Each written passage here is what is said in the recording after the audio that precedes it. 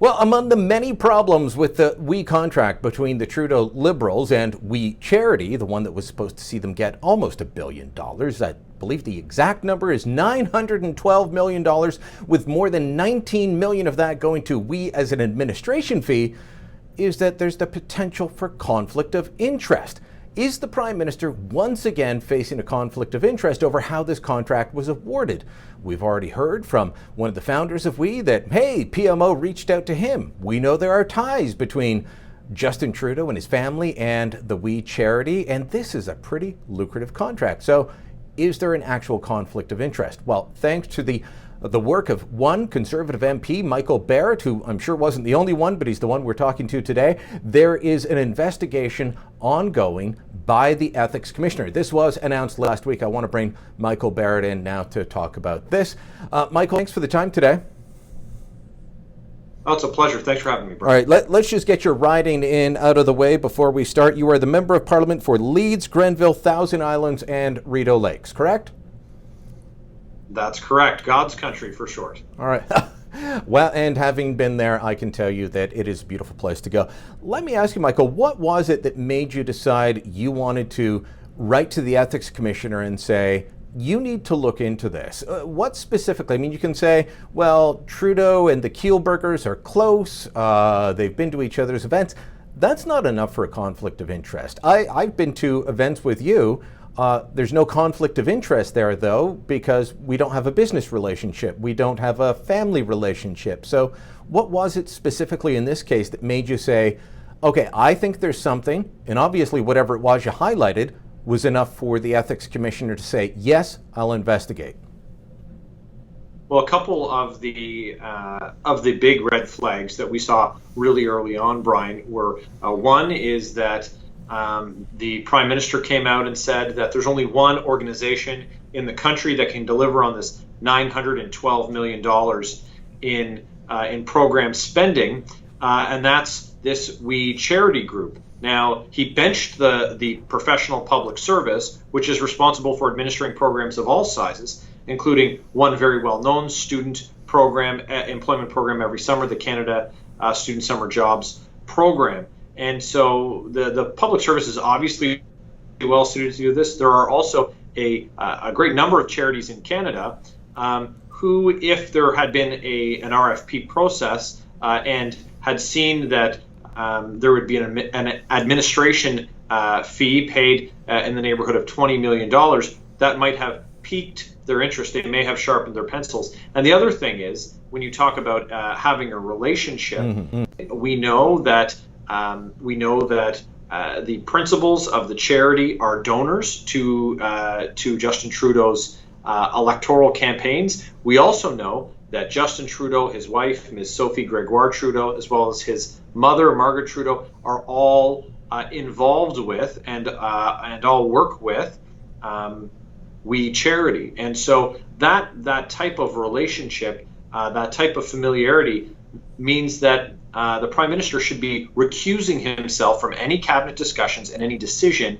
when it comes to awarding a contract, especially a sole source contract worth nearly $1 billion. Right, so I want to read to you from the letter that was sent to you. This is for the audience's benefit, not yours. You've read it. This is from Ethics Commissioner Mario Dion. He said, I have considered your request, and I am of the view that it satisfies the requirement set out in subsection 44.2 of the Act. I am therefore commencing an examination under subsection 44.3 of the Act into a possible contravention of subsection 6.1, section 6 and 21, and have informed Mr. Trudeau accordingly. So this is what, the third investigation into the Prime Minister? He was found guilty in the two previous ones. Nothing happened.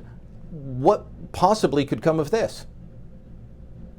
Well, and so, yes, the Prime Minister was found guilty of breaking the Conflict of Interest Act with his trip to Billionaire Island. He was found guilty of breaking the act for his involvement in the SNC-Lavalin scandal.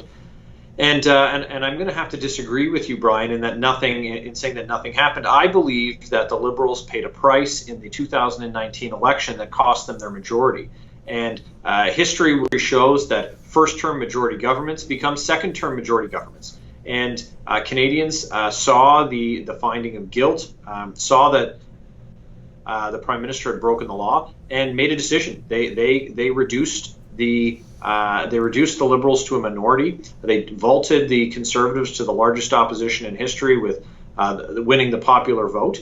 And I think that having put the Prime Minister and these Liberals on notice, that there will be a reckoning should the Prime Minister be found guilty for a third time of breaking the law. And the only thing I find funny about this whole thing is that late last week, the Prime Minister sent his comms people out on Friday afternoon to say that the Prime Minister would collaborate with the Ethics Commissioner. And I laughed, imagining a bank robber, coming out, doing the perp walk in handcuffs, saying, "I'm going to collaborate with the police during their investigation." But didn't he stop the Ethics Commissioner from speaking to some people in the SNC-Lavalin investigation? Right, and so there were I believe 9 people who the Ethics Commissioner had identified as he wanted to speak with them, and the Prime Minister invoked cabinet confidence to protect himself effectively during that investigation. Speaking with Michael Barrett, he is the Member of Parliament for Leeds, Grenville, Thousand Islands and Rideau Lakes. I always have to read it, Michael. I can find your place easily, but that's a long name. We're talking about the ethics investigation into Prime Minister Justin Trudeau over this almost $1 billion We Charity contract. And Michael, I want to ask you, is this maybe an organization that we should have been looking into more closely earlier on than we have? Because now there's a lot of different allegations coming forward, a lot of questions about the organization. I myself put in basic media-style questions about their public tax filings, and the response didn't come from a member of their vast PR team. I got a response from a defamation lawyer. So this is obviously an organization that has been getting a lot of government money, including many sole source contracts in the past, that maybe we should have taken a look now and again. Do you think that MPs will be able to do that?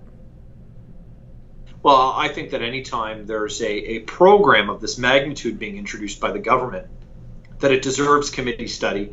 The government should be questioned on it in the House, and that whatever organization the government of Canada is partnering with should be able to withstand the most close public scrutiny. And so when we have a sole source contract that's been awarded of this magnitude while Parliament is shut down, it really stymies the ability of all members of the House to do their job and to make sure that the government is partnering with only the most reputable organizations. Are you able to do that in the way that Parliament is currently configured? Because for people that maybe only watch the news in passing, Parliament's not sitting. Normally Parliament wouldn't be sitting at all, and I don't know how often you will have this bizarre hybrid sitting you've got, but it doesn't sit in its normal fashion. Committees don't operate in their normal fashion. You've got Parliament doesn't have its usual question period and debates. It's the committee of the whole. Are you able, in this current structure, to be able to question the government appropriately on this, or how they're handling CERB, or any of the other hundreds of billions of dollars they're sending out the door, which in general, the Conservative Party has supported the government on this, but in the details wants to know that it's being handled right. Can you effectively scrutinize government action? Well, in a word, no. And the opposition has asked for the Auditor General to be properly funded to be able to carry out the audits as instructed by the House and as required by the mandate of that office. And we've heard from the Auditor General that they don't have the funds to do their work, and so that is a big problem. One of the first acts that this Parliament took after the election was all opposition parties voted together for an audit of all government infrastructure spending, and the government voted against it, but it passed. But they didn't sweat it much, and the reason they didn't sweat it is because they've just decided that they won't fund the Auditor General. Now, Unreal. This issue is a prime example of why the House should be sitting. And no, the House doesn't usually sit in the summer, but we also don't usually suspend for 3 months of regular sittings just shortly after an election. Having sat only a few dozen days since the spring of 2019, there's a lot for the government of Canada to be dealing with. And opposition MPs, when we sit as a committee of the whole, well, we can't ask the government questions. We can't issue order paper questions. There's no production of documents. There's no opposition day motions. There's a whole range of tools that the opposition parties have and members individually have, the rights and privileges that they can exercise for their constituents, for Canadians. Those have all been effectively suspended until the end of September. All right. It's unreal that that's going on, and hopefully you're able to get some answers. Michael Barrett, thank you so much for your time. Thanks very much, Brian. All right, Michael Barrett, Conservative MP, talking about this investigation by the Ethics Commissioner. Let us know what you think. Drop us a comment below. Share this on Facebook, on Twitter. Email it to your Aunt May, wherever she may live. Spread the word and drop us a line.